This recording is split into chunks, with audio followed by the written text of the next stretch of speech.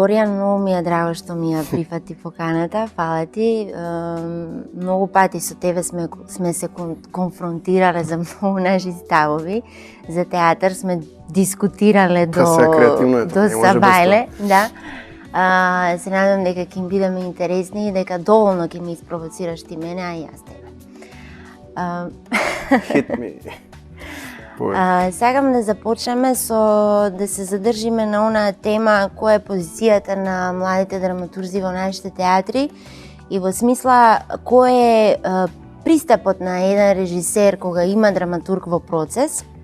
Јас знам дека ти си бил дел од проекти во кои што веќе се работи твој готов текст и во процес во кој што за време на процесот се пишува текстот. Тоа е многу интересен пристап на работа. Јас во неколку разговори со различни драматурзи најчесто сме зборувале за тоа дека повеќето режисери генерално избегнуваат да работат со живи автори, ако можем така да ги наречам, бидејќи немаат простор за изјаснување на своите идеи до крај. Вака ќе земат некој автор кој што веќе не е жив, па ќе го штрихаат. Кој е твоето искуство, кажи? Ќе го штрихаат. А вака има автори, вака немој. Не, вака значи. Одлично е, не знам, тоа е најзрелото моје искуство на тие процеси, затоа што тука имаше повеќе прашања, да фатиме некаков ред. Добро. Прво, многу е важно со кој режисер работиш. Каков пристап има режисерот, колкав простор дава на драматургот, а и можеби тој не дава толкав простор, ама има одредена визија што сака да ја истера, што ја вози во целиот проект. И сето тоа игра улога. Генерално, сум имал среќа да работам со режисери кои што на вистина даваат простор на драматурзите и чекаат од нив идеи. Чекаат уште на самиот почеток, чекаат да дадат база. Јас сум работел со Мартин Кочовски, со Бојан Трифуновски, со Борис Лешевиќ, тоа се режисери кои што на вистина очекуваат од тебе фидбек и кои се спремни да седат со тебе, да разговараат идеи и да ги до 4 сабајле ако треба. И такво искуство имам и во моментов со Хана Миленковска, со која што подготвуваме нова детска представа во театар за деца и младинци, кај што сум како драматург. И таму нели вработен и што се случува? Нормално никогаш не може да биде еднонасочен процес во тој аспект. И затоа на сите овие луѓе што ги спомнав, јас ми се допаѓа нивниот пристап. Значи на сите овие луѓе им давам секако им давам цврсто вака рака за тој поглед на нештата и на театарот. Зошто? Нормално да кажам, се тргнува од некој материјал што ти ќе го понудиш како драмски автор. Што значи со сите нив сум работел практично и како драматург, и како драмски автор, за да... Горијан, еве јас од аспект на режисер спомна неколку режисери кои што се генерацијски различни. Да. И секој од нив има свој став. Да речам, Мартин е еден голем режисер кој што има можеби најцврст, не можеби, сигурно има свој најцврст став од сите. Борис Лешевиќ исто така. Хана е овде и Бојан го спомна. Значи, тоа се генерацијски различни режисери. Мене знаеш што ме интересира. Колку ти, како автор, не успеа или успеа да потпаднеш под нивно влијание, сакајќи тие да го наметнат нивниот став и интелектуално влијание, така да го наречам. Колку ти успеа да останеш свој како автор? Има моменти кога сваќаш дека ти не потпаѓаш под влијание. Тука едноставно, како еднаш Бојан Трифуновски кажа, добрата идеја победува. И многу е важно, некаде во некој разговор, памтам кажа, и многу е важно да се процени екипата или еве, ако е од двајца екипата, да се процени дека ти си понудил една идеја, таа била издржана, имала аргументи, меѓутоа другата идеја едноставно била плаузибилна. Можела да се расшири, можела многу поубаво да се адаптира на целиот процес. И во тие моменти ти сваќаш дека ти не си победен од нечија суета, туку едноставно Во ред, тоа го има во театарот, така. Дошла добра идеја. Некојаш и актерот ќе ти понуди подобра идеја од решението на режисерот, па тоа нешто се случува. Но во овој случај ти си автор. Признавам, значи имаш свој печат. Точно. Заебано. Најискрено видам заебано. Зашто две суети се пукаат една со друга, најискрено да кажам, и се судираат. Да. Сега јас сум Затоа што е многу полесно, знаеш, ти имаш готов текст, режисерот вика јас сакам да го работам твојот текст. Еве, бурум, работи го. Но си бил и дел од процес каде што за време на процесот се пишува и се создава. Мене тоа ме интересира, знаеш, колку ти си успел да избегнеш нечие влијание, сигурна сум дека имало конфронтирање во ставови, како ние, како млада една енергија и млади автори и млади режисери успеваме да се носиме со некои авторитети кои што веќе имаат свој став и колку успеваме да не ни влијаат со нивното ќе ти кажам да ни го наметнат нивниот стил. Најискрено ти кажам, најотворено, нема што тука да се лажем.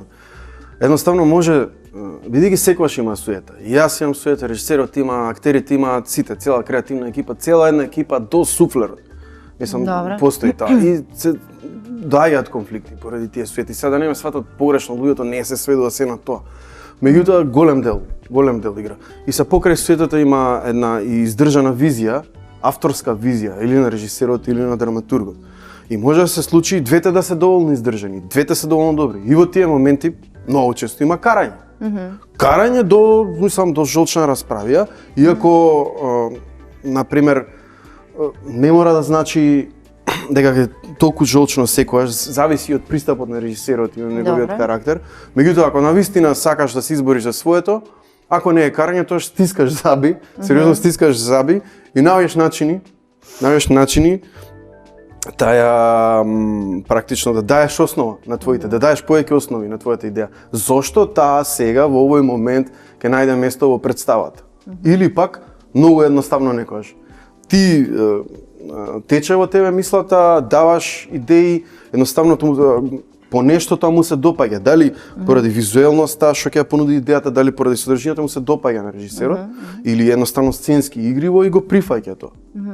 Али многу често, јас сум подвргнал под влијание.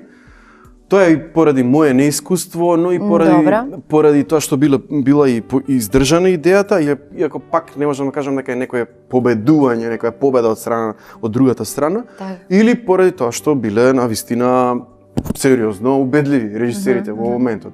А за тоа навистина кажи ми во оваа смисла, бидејќи си работел со режисери кои што не само што естетски се различни во начинот на нивниот пристап на работа и стилски и нивните ставови за театарот, туку и различни се по сензибилитет и различни теми ги интересираат. Тука два блока можеш да издвоиш. Мартин едната страна со кој жолчно, онака како браќа се сеќаме ден денес. До крајности. А Борис, Хана и Бојан ти се доста спокојни, исто како него темелни и аналитични, меѓутоа имаат сосема различен пристап и не одат, не повишуваат тон, многу посмирено настапуваат. Меѓутоа се работи за тоа е внатрешен природен пристап кон материјата и театарот. Прашањето ми беше во однос на тоа дали Горијан како млад автор со овие режисери ги барал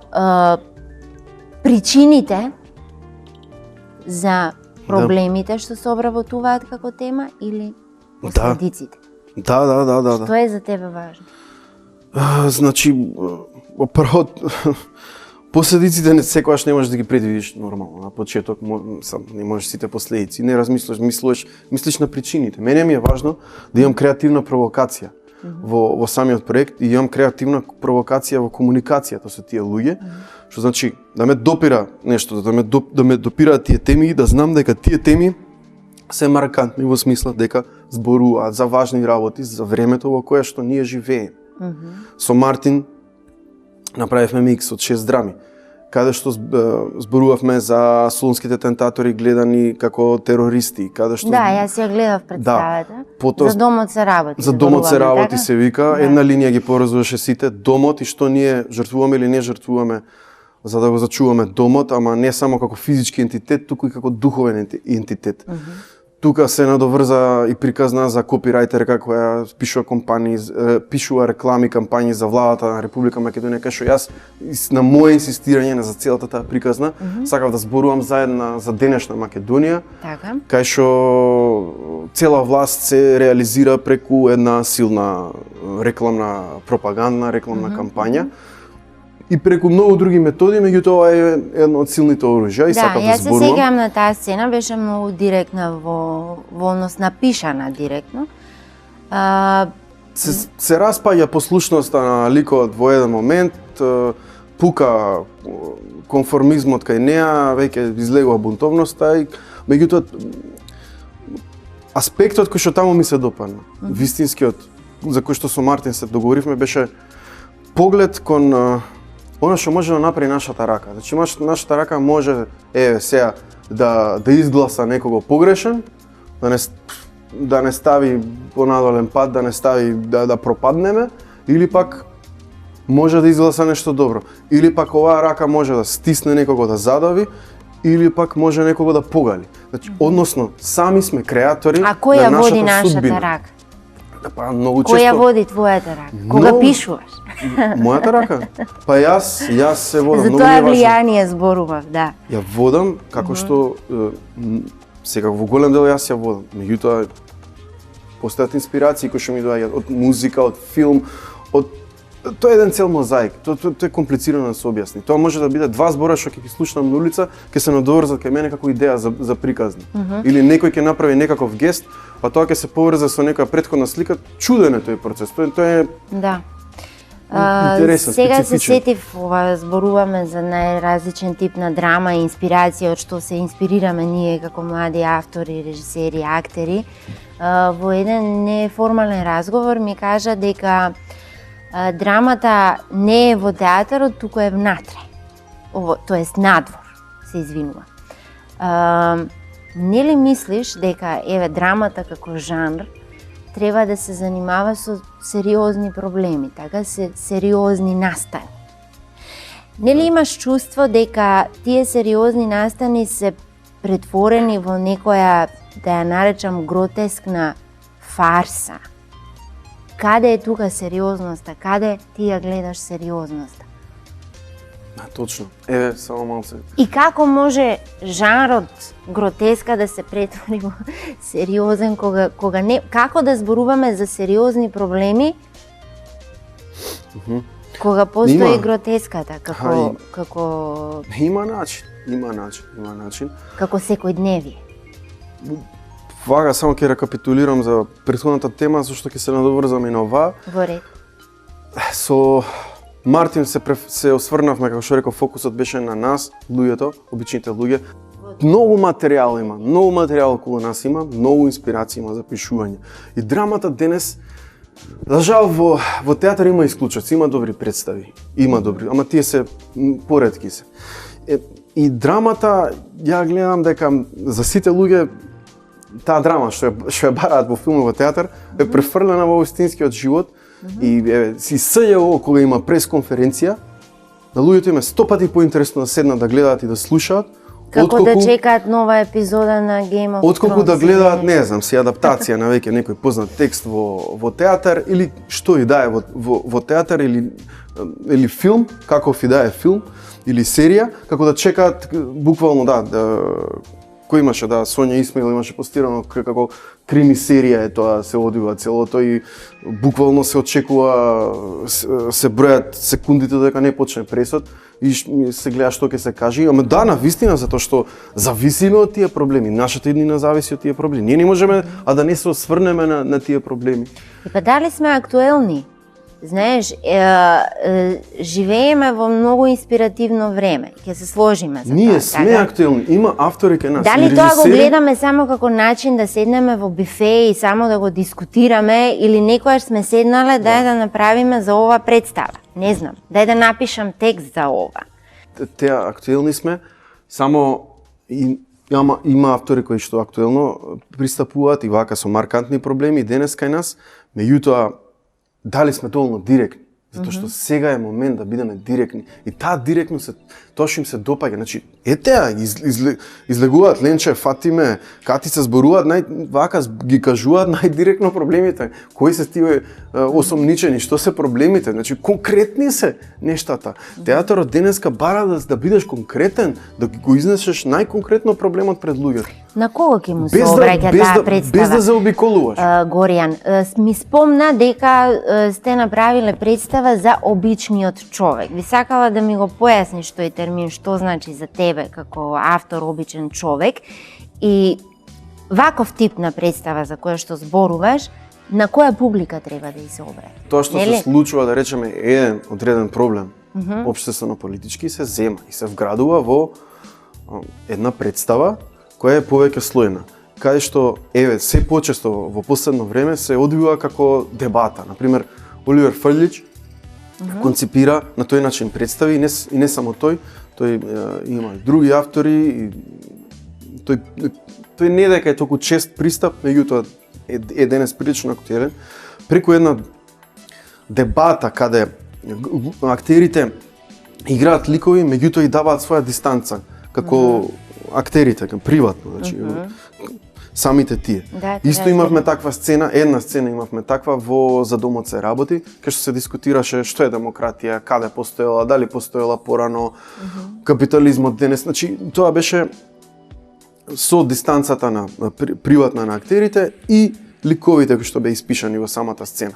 Знаеш што, Горијан, еве јас ќе се ставам во позиција на публика. Ти мене ако ми поставиш прашања, зошто молчиш? Јас сакам да видам кој ме натерал мене да молчам од една страна, од друга страна сакам да видам својата вина зошто јас молчам, да ја барам и вината кај себе, знаеш? Ова конкретна драма во тој спој од драми за кој што изборувам представата За домот се работи, имаше развој целата приказна, имаше претходно какви се условите нејзини работни, па потоа сцена една интимна со мажот каде сваќаат дека во приватноста е навлезена нивната приватност, нејзината работи, за да на крај се искараат и да свати таа дека може да каже не, може да каже не и да побара друга работа. Да, неверојатен е, ненормален е ризикот. Но тоа е главниот конфликт, што луѓето сваќаат дека е ненормален ризикот за нешто што им е сигурно, им дава комфорт и се повлекуваат. Се автоцензурираат ментално. Да, ќе позборуваме и во однос на таа автоцензура. И јас, уште нешто ќе кажам, јас пак не можам да бидам паметен, дали можам да им се налутам на тие луѓе, кои што навистина немаат избор.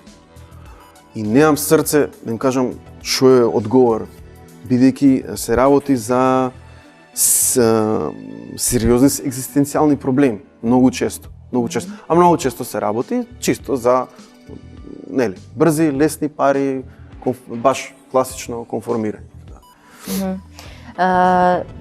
Горијан, кажи ми зашто треба да пишува еден млад автор и која е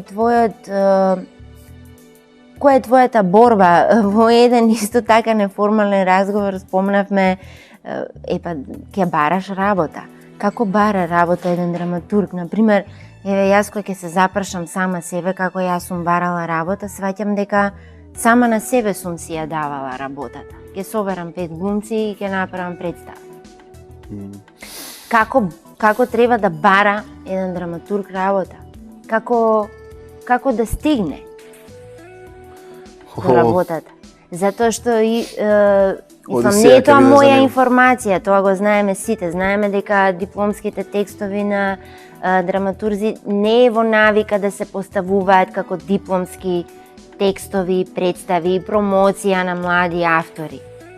Што е младиот автор како по завршување на факултетот? Како бара работа во Македонија?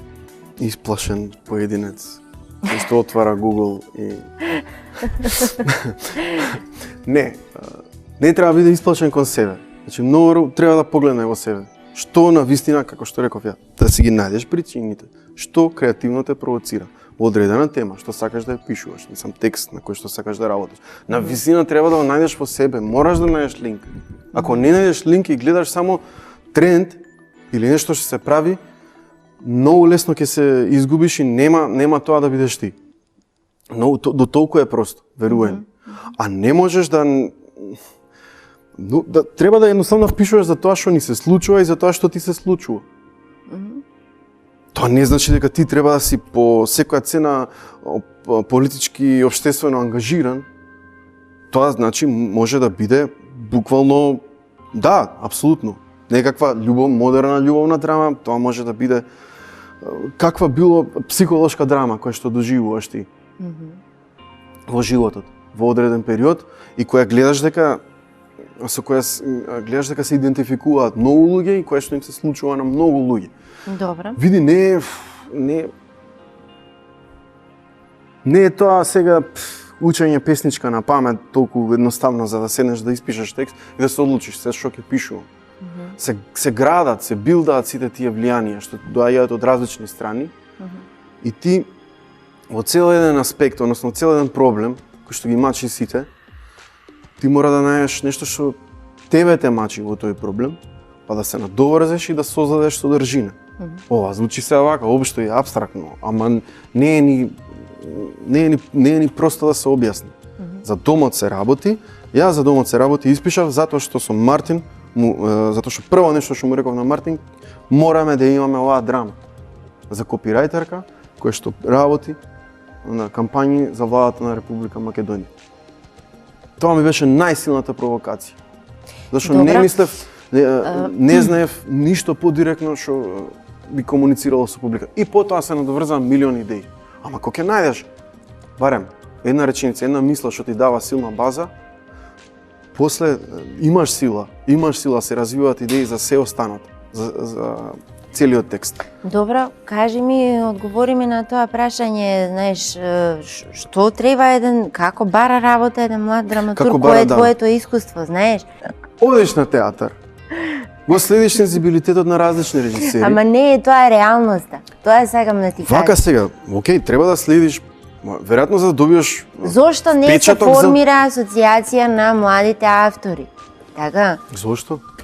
Треба да се формира. Апсолутно сум за. Јас не гледам толку многу добар, можеби не е тоа толку многу добра идеја да се прават собиранки од типот на дај ќе го читаме јавно текстот. Тоа вовлекува други едни... За да дојде до таа асоциација. Добро. Да се создаде една здрава атмосфера треба, значи на комуникација меѓу режисерите и меѓу авторите. Мислиш дека немаме јас знам. Немаме таа атмосфера, сакаш да ми кажеш? Ние секој индивидуално си бара. Ако ја немаме, ајде да ја создадеме. Секој индивидуално, не дека ја немаме, значи таа треба да се подграва многу повеќе. Тој дух треба многу повеќе да се билда, да се развива. Што значи поголема комуникација уште во студентски денови треба да постои меѓу режисерите и авторите. Како? Едноставно треба во програма да се воведат работилници на кои што актери, режисери, драматурзи ќе прават извадоци од веќе некаков познат текст или ќе прават една нивна кратка представа. Потоа од тие работилници треба да бидат загревања за еден заеднички испит на кој што се знае дека режисер ќе постави текст на некој од авторите и во тоа ќе играат актери. Тоа треба да постои во програмата. Треба да се развива таа комуникација. И понатаму од тие студентски денови, од таа работа ќе излезат и другиве идеи за синдикат или поврзување на автори. Мене ми е некако сега треба да постои поврзување на театарџи. Океј, автори е едно да имаат организација, ама клучно е да има организација во која што имаат удел и актери, и режисери, и автори. Мислам дека премногу сме поделени за таква една асоциација избирна на театарџи, знаеш. Ја спомнавме таа автоцензура, дали Горијан некогаш се автоцензурирал. Јас, например, ако се запрашам себе, можеби несвесно сум се автоцензурирала. Едната причина била поради тоа да сакам да се заштитам од некој, тоа било свесно. А несвесно автоцензурирање било поради стравот. Така? Како Горијан и дали бил тој автоцензуриран? Да, окей. Од мене побарале да се цензурирам. Да, и тоа во обителски театар побараа да се цензурирам за конкретна една мисла, една реченица. И се замисли во тој момент. Тоа е цензура на автоцензурата. Да. Така некако му доаѓа. Значи, не, сега ти кажам Затоа што зошто... спомна дека било побарано, така? Да. Не, тоа тргна од цензура. Сега ти кажам како дојде до автоцензура. Бидејќи тргна од цензура, од идејата за цензура, на еден религијски аспект на мислата, кој што стоеше во сцената. Јас почнав да размислувам за актерот кој ќе го каже тоа, па е таму вработен, па какви се притисоци може да се случат, па целата една ситуација. Ја одлучив да ја видоизменам. Со тоа што се кажа намерата, таа намера што има, таа идеја се објасни, се кажа, меѓутоа ја видоизменив реченицата. Што значи јас себе. Значи пак не било тоа? Да, не беше мојата оригинална мисла. А се автоцензурирам, ми се случува да се автоцензурирам и денес, ми се случува и на многу нас се случува кога во таков конфликт со режисерот или со актерите, сваќаш дека нема поле, у еден момент нема поле за разбирање, нема... Тогаш остануваш по секоја цена во проектот или си заминуваш? Не, да заминувам од проект... Види, во секој случај ја верувам во колектив, во тимска работа. Па и многу често, кога сум се помислил дал ке се автоцензурирам, сум сватил дека било и добро да се автоцензурирам, зашто многу е поважно што мисли целиот колектив, целиот тим, и ако целиот тим верува во една идеја... Значи ти заради колективот би се автоцензурирал, тоа сакаш да ми кажеш? Ми се случило тоа. Ми се случило тоа. Сериозно. Иако сум бил и често во право. Ама гледаш дека нема дух, нема дух на прифаќање, нити пак се разбира тоа како што си го замислил. Јас мислам дека не треба по секоја цена да се прифаќаат тие автоцензурирања, затоа што првиот компромис што го правиш сам со себе, според мене е веќе грешка. Не можеш секогаш да одиш толку челично, не сваќаш напред. Значи, убаво е, да, навистина, ако ти е оправдана идејата, ти ќе се бориш за тоа. Ја никогаш не сум се откажал. Ќе зборувам, ќе објаснам се и ќе се случи или прифаќање, или не прифаќање. Да. Ако се случи неприфаќање, навистина не можеш со глава во зид, како да ти кажам. Значи, многу е сакам да тече процесот напред, сакам заедно да дадеме резултат. Не успеавме да поразговараме за тоа, но ја начнавме малку темата како се бори еден драматург млад, како треба да бара работа, што значи тоа барање работа. Јас знам дека си бил дел и од Талент Кампус, да, 2009 година знам дека на Сарајево си бил дел од меѓународни едни соработки, што ние многу ретко ги имаме како можност, како млади, како да, не сакам да се нарекуваме уметници, млади автори, млади режисери и актери, ретко имаме можност да бидеме дел од такви едни меѓународни соработки. Јас сум била неколку пати каде што сум запознала колеги од Франција, од Италија, од Прага, од Чешка, и со сите нивни разговори не сум верувала дека ние ги живееме истите проблематики. И колку нас ни фали да го споделиме тоа искуство. Они има друг сензибилитет, знаеш, на друг начин се воспитани, друго образование имаат, и јас сум се вратила само со креативност, ништо повеќе. Кој е твоето искуство? Како ние да почнеме да го правиме тоа? Да ни стане пракса? Не знам, дали можеби треба да правиме соработки, можеби тоа треба од нас да тргне. Секогаш треба да тргне од нас. Мора од тебе да има иницијатива.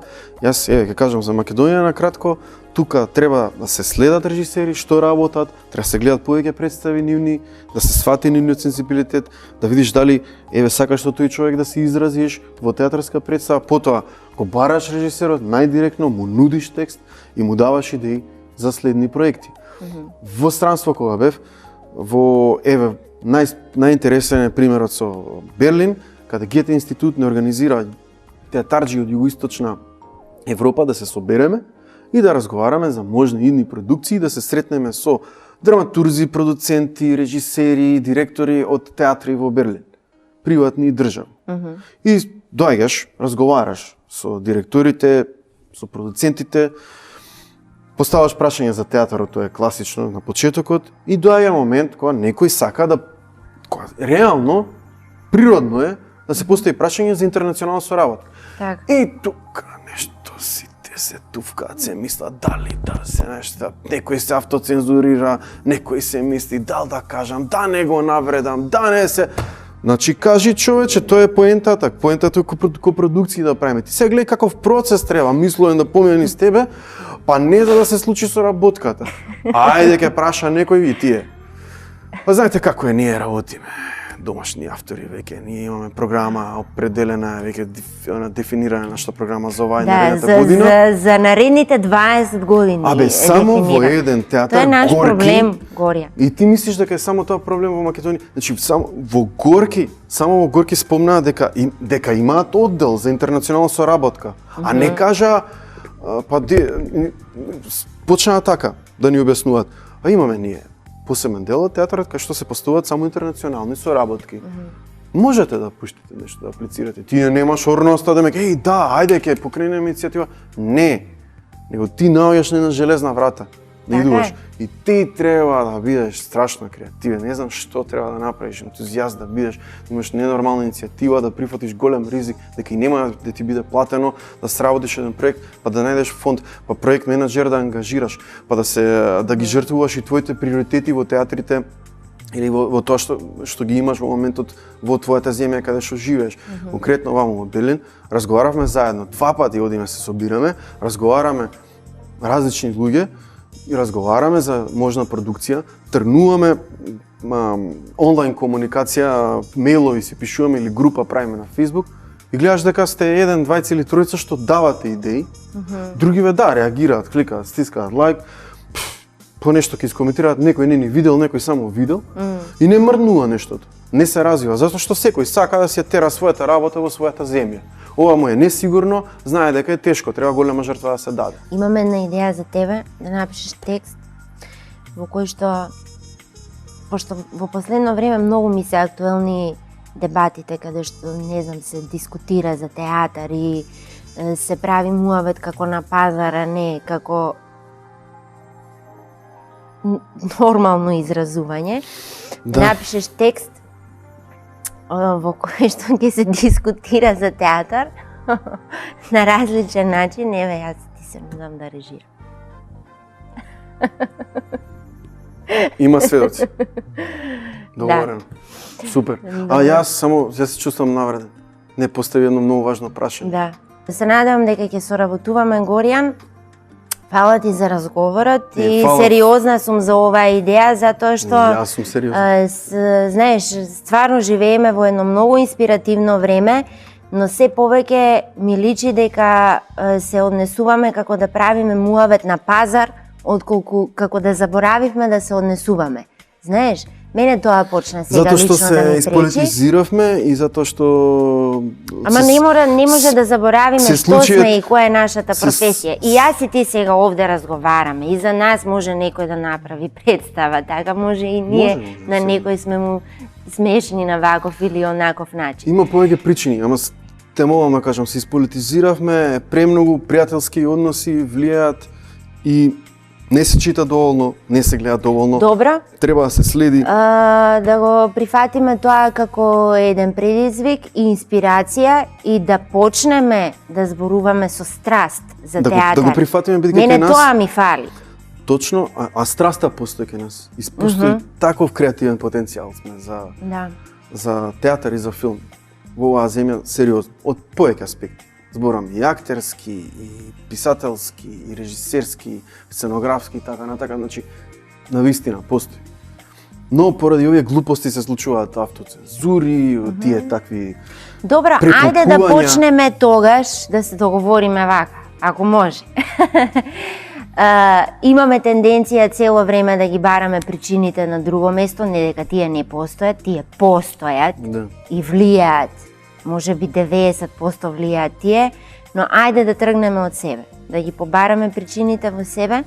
Секогаш, значи многу често сум наоѓал во себе грешки. Сум се мислел дали да пристапам на некој, да прашам нешто. Да не се ставаме во лежерна ситуација, па ете па еве ситуацијата, да.